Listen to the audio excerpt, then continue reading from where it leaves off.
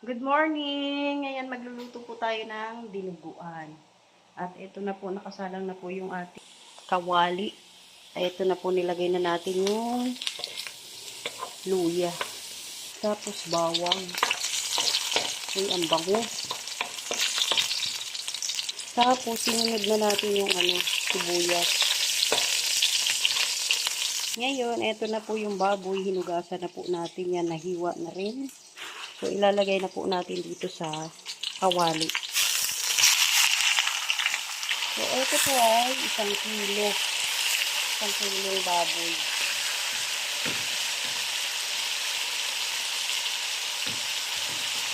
Tapos, tatakpan muna natin. Hahayaan po muna natin yan para po maluto yung baboy. Habang inaantay natin maluto yung baboy, magsasaing po muna tayo. Titignan na natin. Uy.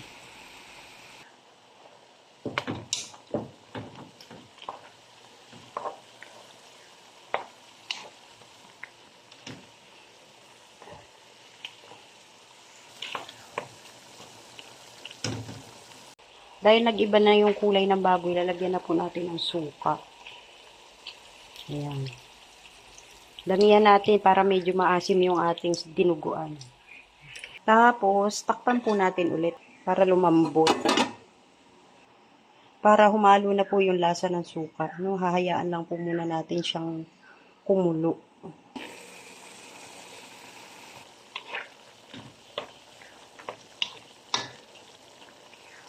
Tingnan po natin kung malambot na. Ay, medyo makunat pa po. So, hindi natin siya nilagyan ng asin kasi baka yung dugong ilalagay natin may asin na. Baka umalat. So, medyo konting kulo pa. Matigas pa ng konti.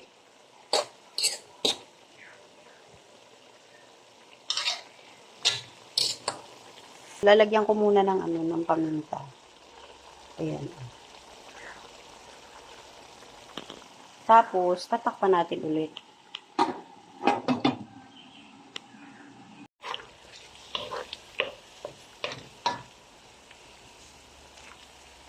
Malambot na po siya. Ngayon, lalagyan po natin ng pork cube. Pampalasa. Lagay natin sa ilalim para matunaw.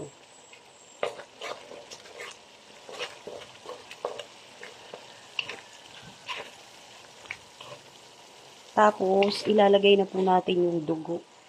Ayan na po yung nilagay natin dugo. So, kailangan nating haluin. Haluin ng haluin.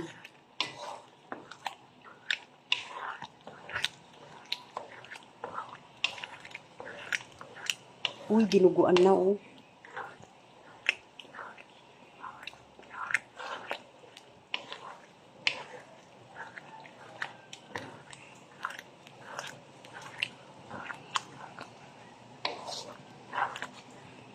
Tapos, pahinaan natin yung apoy. Oh, ayan na po yung itsura niya. So, lalagyan natin ng konting suka pa, no? Para po maluto ng gusto yung yung dugo. So, ayan, okay na po yan. Tapos, titikman natin.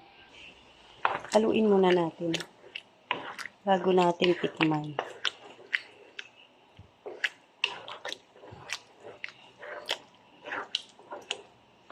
Tapos, titikman ko. Tama na yung asim niya. Medyo matabang. So, lalagyan natin ng konting asin. So, ayan, nalagyan ko asin. So, ayan, okay na po yung lasa niya. Nilagyan lang natin ulit siya ng paminta. Ngayon, dahil malambot na po yung baboy at paluto na po to, lalagyan na lang natin ng sili, no? Yan, siling green. Tapos, haluin natin. Ayan, nilagyan natin ng tubig, tsaka dinagdagan natin ng suka dahil pinatikman ko sa anak ko, kulang daw ng suka. Dahil nilagyan natin ng sabaw, ng tubig, nilagyan natin ulit siya ng asin. So, sandali na lang po ito at luto na po ito, no? Inantay lang po natin kumulo kasi nilagyan nga natin ng asin. So, ayan po, luto na po yan. Pwede na pong kumain at luto na rin po kasi yung sinaing. Sabay na luto yung ulam natin at saka yung kanin. Ito po, magluluto po tayo ng isaw ng baboy. Pinakuluan na po natin yan. Ngayon, lilinisin po natin, tatanggalin po natin yung mga dumi na nasa loob. Kaya ako pinakuluan ng ganyan para madali po nating matanggal. Ayan, yan po yung kailangan nating tanggalin. So, ayan, hihiwa-hiwain po muna natin. Tapos pag hiniwa po natin, tatanggalin natin yung mga laman na nandito po sa loob. Ayan, ito na po yung nahiwa natin. Ngayon, tatanggalan po natin ng dumi. Dito natin lalagay yung mga dumi. Ayan, diba? Yan.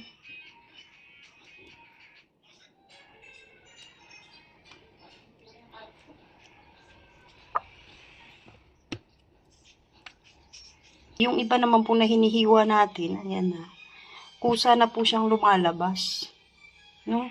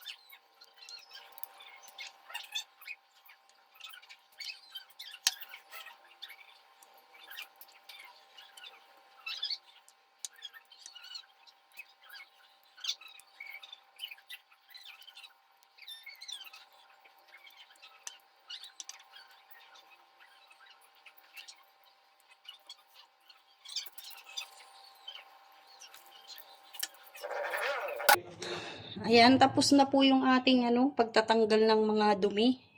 Ngayon, huhugasan po natin siya, hanggang matanggal po yung dumi. Tapos ito, hihiwa-hiwain din natin to,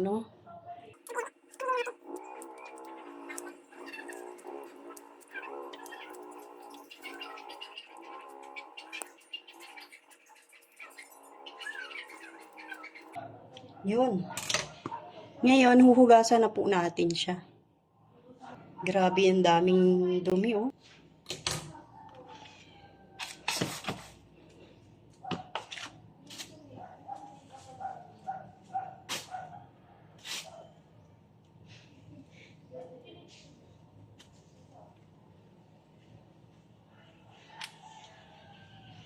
Ayan po, huhugasan po natin hanggang matanggal yung dumi.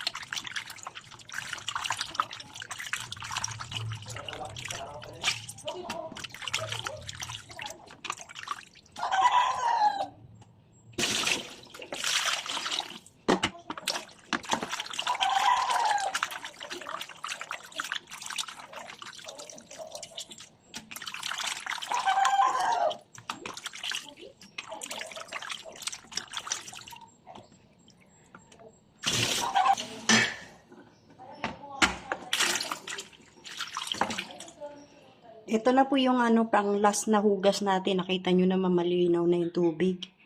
So ngayon, igigisa na po natin siya kasi i-adobo po natin. Ano?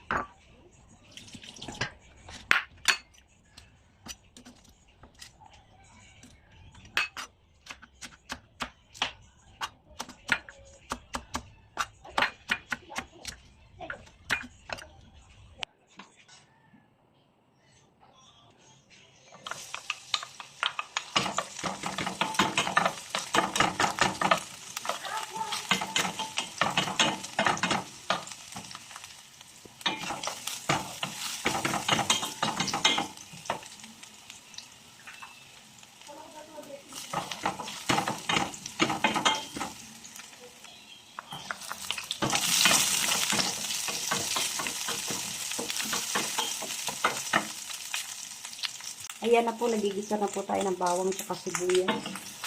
Ay, grabe ang bango. Tapos, ilalagay na po natin itong isaw o bituka ng baboy. Ayan na po, malinis na po yan. Kita nyo naman po ilang beses natin hinugasan yan.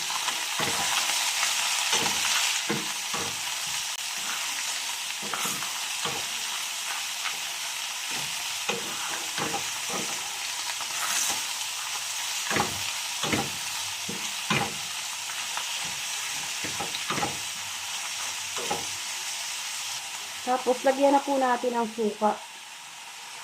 Isunod na rin po natin yung toyo. Ngayon, haluin po natin.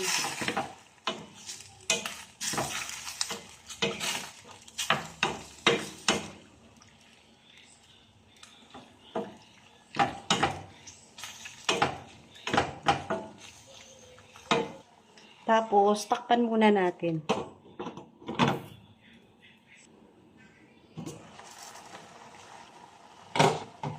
Lagyan natin ng paminta.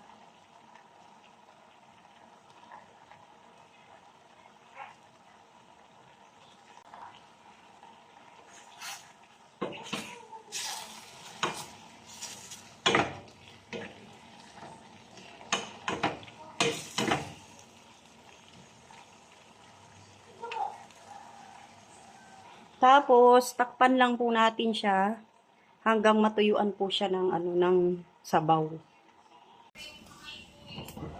Charan! Uy, sarap. Tapos, lalagyan natin ng dahon ng laurel o bay leaves.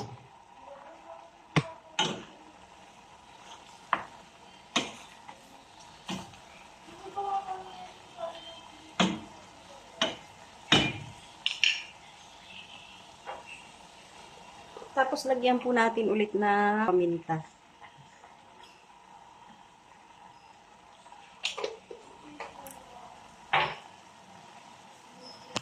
Kumukulo na. Papabayaan lang po natin siya hanggang matuyuan.